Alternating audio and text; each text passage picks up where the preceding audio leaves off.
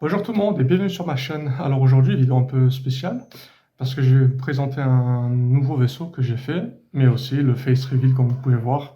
Vous savez maintenant à quoi je ressemble. Du coup, sans plus tarder, on va s'attaquer au vaisseau en espérant que YouTube met à jour automatiquement la piste audio parce que cette vidéo sera en français et je sais que beaucoup de gens qui regardent mes vidéos sont anglophones. Donc voilà, alors c'est parti. Alors voici le vaisseau. Il s'agit d'une navette républicaine datant de l'époque de l'Ancienne République. Parce que, comme beaucoup d'entre vous le savent, j'adore cette époque, avec tous les Jedi, les Sith, les conflits, ce genre de choses, et les nombreuses batailles qui ont vu le jour. Alors, très concrètement, c'est quoi? Alors, au début, c'était un U-Wing modifié. J'avais agrandi la base pour en faire un plus grand, en m'inspirant bien évidemment de la structure du set officiel. Et puis au final, j'ai dévié complètement, donc je l'ai transformé en navette républicaine. Avec, comme vous pouvez le voir, les schémas rouges, en rouge foncé, bordeaux.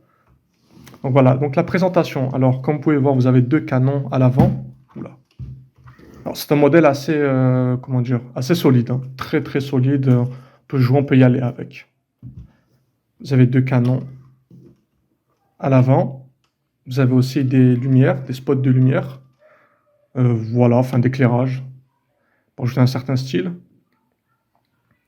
Vous avez un avant complètement fluide en dessous, avec bien évidemment des tiles inversées. Aucun stud apparent, aucun tenant. Voilà à quoi ça ressemble vu du dessous. Pour le cockpit, j'ai utilisé celui du Lego officiel X-Wing UCS. Donc il est assez grand et je pense qu'il remplissait parfaitement la fonction pour ce genre de vaisseau. Vous pouvez voir deux cockpits, deux sièges pour deux pilotes dans le cockpit. J'ai mis deux aliens, donc deux pilotes custom de l'Ancienne République. À l'époque, il n'y avait pas de clones, donc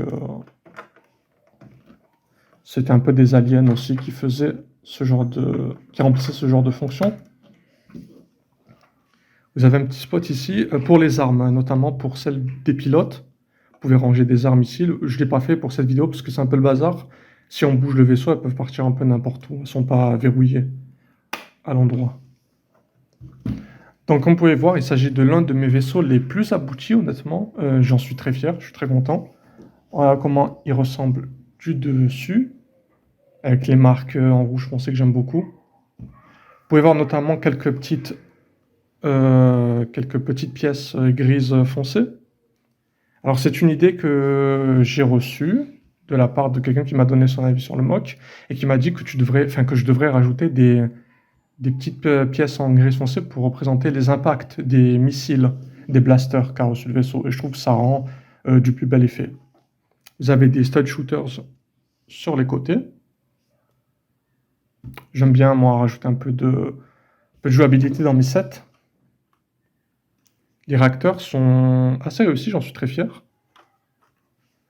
Voilà, oula. Voilà à quoi ça ressemble du derrière. Donc assez bien structuré, je pense. État satisfaisant.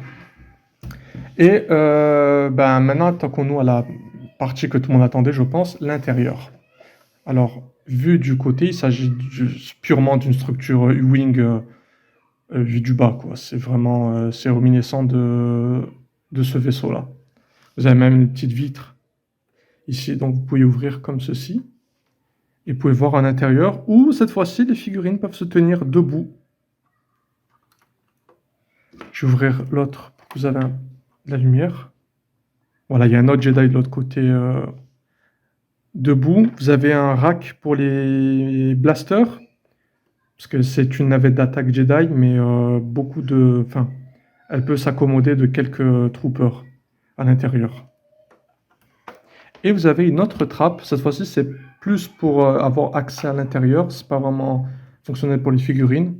Vous avez une trappe ici et de l'autre côté, pareil. Donc vous avez un petit espace cargo supplémentaire. Malheureusement, la luminosité fait que je ne pourrais pas vous montrer davantage, mais vous pouvez voir peut-être un petit panneau de contrôle ici. Si vous voyez bien.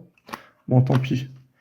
Et ce qui est bien, ce que j'aime beaucoup, c'est que franchement, l'extérieur est parfaitement aligné. Vous pouvez avoir une vraie continuité dans les courbes avec bah, rien qui ressort de manière, on va dire, catastrophique. Donc franchement, j'aime beaucoup. Ah, j'ai oublié de remettre les Jedi. C'est très facile hein, de placer des figurines à l'intérieur. Alors attendez, ouais. Bon là, c'est un peu compliqué avec le téléphone devant.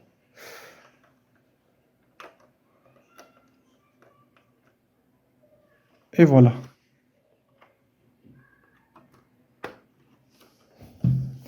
Donc c'était tout pour cette vidéo, j'espère que ça vous a plu, n'hésitez pas à me dire ce que vous pensez de ce type de format.